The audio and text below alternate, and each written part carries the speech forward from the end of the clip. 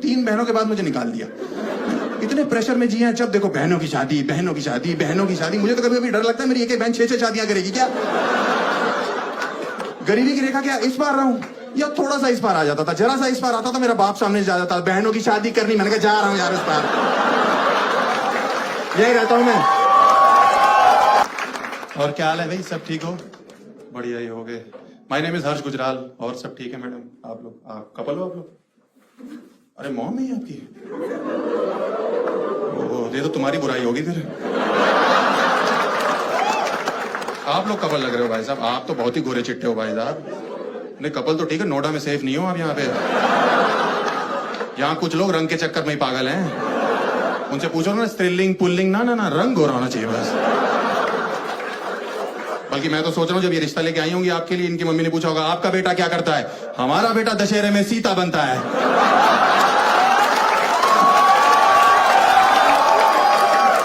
3-3 दिन से रावण वापस करके नहीं जा रहा।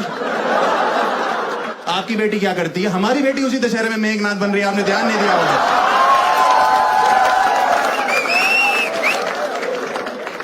मैं ना 3 बहनों के बाद पैदा हुआ, मैं इसीलिए इस टाइप का हूँ। हाँ, 3 बहनों के बाद अगर आप पैदा होते हो ना, तो मतलब काफी प्रेशर होता है घर में, लेडीज बहुत ज्यादा हो जाती है। माँ हो गई तब दादी भी हुआ करती थी।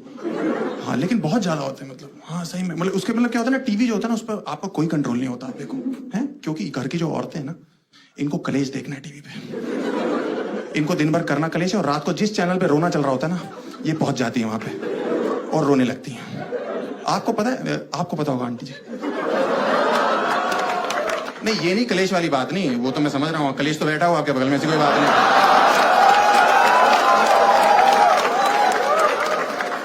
मतलब मैं ये कह रहा हूँ कि आपको पता है सारी औरतें इंडिया की कलेक्टिवली कब रोई थी एक साथ टीवी देख के? अरे देखो मिहिर मरा था, मिहिर मरा था भाई साहब, सारी रो रही थी और हम छोटे थे उस समय, हमें तो पता भी नहीं था। हम स्कूल से घर पहुंचे, मम्मी खाना खाना, घर पे मातम मना हुआ है। सारी औरतें आए चला गया चला गया चला गया चला गया चला गया। मैंने कहा मम्मी क्या हो गया? कह रही बेटा सब खत्म हो चुका है। मैंने इधर उधर देखा, मैंने कहा पापा कहाँ है?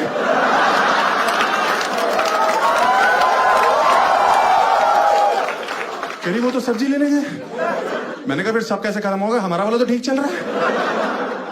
भाई साहब कह रही है मिहिर मर जाएगा 11 बजे रात को। मैंने कहा कौन मिहिर? कह रही तुलसी का पति। मैंने कहा कौन तुलसी? कह रही बा की बहू में तेरी बा का कौन बा? पूरा दिन हमारे घर में खाना ही नहीं बना दुख के चक्कर में, दुख का माहौल। हम गैस ना बन जाए इसलिए सरसों का तेल डाल के ढूंढनी में काम चला रहे हैं। यहां हमने लौंग रखी हुई है।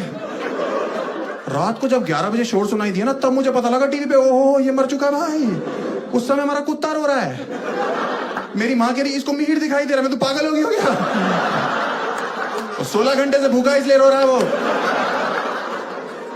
अगले दिन सुबह उठे भाई साहब, रात भर भूखे सो रहे हैं। अगले दिन सुबह उठे, मैंने कहा मम्मी नाश्ता। कह रही तुझे भूख भी कैसे लग सकती है? मैंने कहा क्यों? कह रहे तूने कभी सोचा आगे चल के तुलसी का क्या होगा?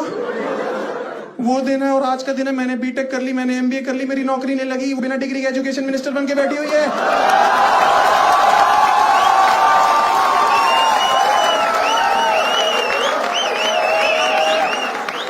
उसको हमारा ध्यान रखना चाहिए। और वो मिहिर जिसके चक्कर में एक दिन का व्रत रखा था, वो ऑल्ट बालाजी में सेडक्टिव सीन्स करने में लगा हुआ है। आप लोग रियलिटी शोज देखते हो? रियलिटी शोज देखते हो? छोड़ दो, क्योंकि रियलिटी शो सार्वजनिक चूतिया काट रहे हैं सबका। हाँ क्योंकि देखो इंडिया में इतना गरीब है नहीं जितना डांस इंडिया डांस के एक सीजन में आ रहा है। भाई साहब कितनी भज्जर गरीबी आ रही है उसमें। आप भाई साहब आपने देखी है? आपने तो रिलेट भी करी होगी मुझे लग रहा है। मुझे पता शक्ल सब कुछ नहीं होती, दिल अच्छा होना चाहिए। मुंह बहन चो लौंडे का गिलहरी जैसा, कोई दिक्कत नहीं है भाई। कितनी गरीबी आ रही है यार उसमें, भज्जर गरीबी यार। और आपके पेरेंट्स उसको देख के इमोशनल होते हैं। मैम आप देख के इमोशनल होते हो? मेरी माँ तो मुझे पीछे से मुक्के मारने लगती है, बहुत मुक्के मारती कि देख वो कितना गरीब है। उसके फादर रिक्शा चलाते हैं, वो कहां से कहां तक पहुंच गए। अरे उसके पापा लेके गए होंगे वहां से वहां तक रिक्शे पे।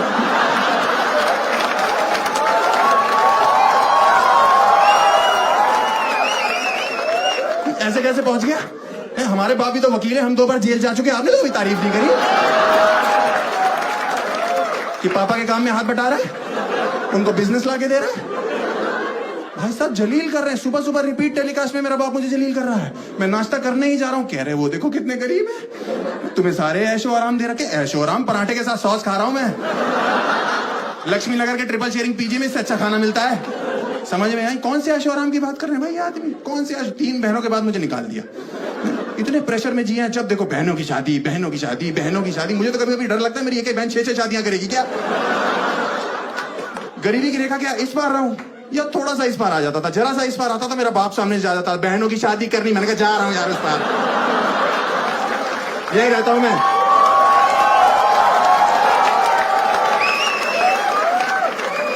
कौन से ऐशो आराम की बात कर रहे हैं लोग? मुझे समझ नहीं आ रहा। मुझे लगता है मिडिल क्लास पेरेंट्स को सबको इकट्ठे बिठाओ और मेरे से फेस टू फेस बात कराओ। कौन से ऐशो आराम की बात करते हो तुम लोग? मैंने अपने बाप से बचपन में साइकिल मांगी, इस आदमी ने मना कर दिया। मैंने कहा क्यों? कह रहे तुम बिगड़ जाओगे। साइकिल पे बहन जो मैंने चरस की तस्करी करनी है।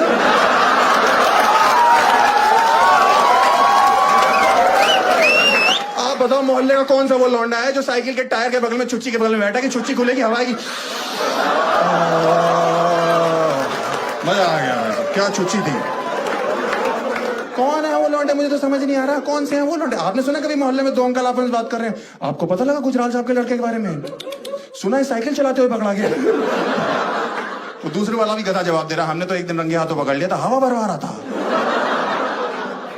मतलब मुझे समझ नहीं आता यार ये कौन सी बातें कर रहे हैं। मैंने इस आदमी से बचपन में बोला कि पापा मुझे मेला दिखाने ले चलो। इस आदमी ने मुंह पे मना कर दिया मेरे को। कह रहे क्यों जाना मेला? मैंने कहा मुझे वो फूक मार के जो बुलबुले निकलते हैं वो बहुत अच्छा लगता है पापा। इस आदमी ने मुझे घर में निरमा खोल दिया। और पता नहीं कौन सा यंत्र दिया, मैंने फूक मारी, वो अंदर ही चला गया मेरा। मैं 1 हफ्ते तक निरमा के डकार मारता रहा। आप विश्वास नहीं करोगे मेरे सूसू में झाग आ रही थी।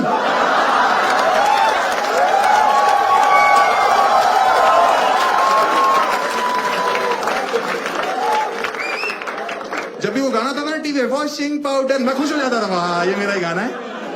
हर चीज मना कर रहे हैं यार ये लोग, मुझे समझ नहीं आ रहा। मैंने इनसे बोला पापा अच्छा कंप्यूटर ले दो, है मैं कुछ पढ़ाई लिखाई कर लूंगा। कह रहे नहीं नहीं नहीं नहीं। मैंने क्यों? कह रहे उसमें तो तुम गंदी गंदी चीजें देखोगे ना। मैंने कहा आपके 4 बच्चे, आप गंदी हरकतें कर रहे हो, हम देखे भी ना। कह रहे नहीं नहीं हम तुम्हारी उम्र के थे तो कॉपी लेके स्ट्रीट लाइट के नीचे जाके फुटपाथ पे पढ़ते थे। मैंने कहा आप किस्मत वाले थे, उस समय सलमान खान बच्चा था, उसे ड्राइविंग नहीं आती थी, नहीं तो 6th आपकी आखिरी क्लास होती। अरे हमें नहीं जाना यार स्ट्रीट लाइट के नीचे, जबरदस्ती जाके बैठ जाए। कोई बैठा हो, कोई जान पहचान का ही मिल जाता है। अरे तुम तो गुजराल साहब के लड़के हो ना, तुम लोग गरीब हो। नहीं हम लोग चूतिया हैं। हमारे घर में 6 बल्ब हैं, 8 ट्यूबलाइट है, लेकिन पढ़ाई में मन हमारा नाली के बगल में बैठ के लगता है।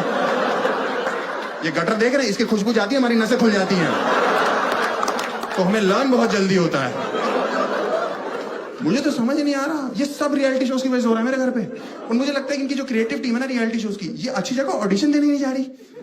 अंबानियों के यहाँ जाओ, कितने अमीर लोग हैं, कितना अच्छा डांस करते, देखा था शादी में 5 नाच रहे थे, ऐसा लग रहा था आपस में गांठ लगा लेंगे एक दूसरे को नाच नाचते। ये जाए कहीं गरीब जगह रहे हैं, जैसे लगान वाला गांव नहीं था चंपानेर, भज्जर गरीबी, ईसर काका बैठे हुए हैं, पानी नहीं आ रहा है, अचानक से कचरा दिखाई दिया, कचरा वो कह रहे तुम बनोगे सुपर डांसर। कह रहा भाई साहब मैं अछूत हूं, यही चाहिए हमें। कह रहा सर मेरे हाथ पैर टेढ़े हैं, ये डांस फॉर्म होता है तुम्हें नहीं पता। कह रहा सर मेरी शक्ल देखो कितनी गंदी है। रेमो सर जज है भाई।